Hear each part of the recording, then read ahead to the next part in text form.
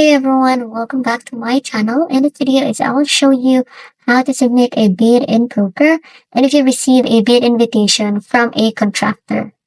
So here guys, you need to start by checking your inbox for a Procore bid invitation email. You just need to click the view invitation button and this will take you to the Procore bid room where you can view all bid documents and project details. So here you'll find everything you need here, the due date, scope of work, and downloadable documents to prepare your bid. And when you're ready, you can click Place Bid, enter your bid amount, and upload any necessary files like proposal or quotes. So review all the information carefully and hit Submit Bid to finalize your response. And that's how you can submit a bid in Procore. Good luck and don't forget to like and subscribe for more helpful tutorials.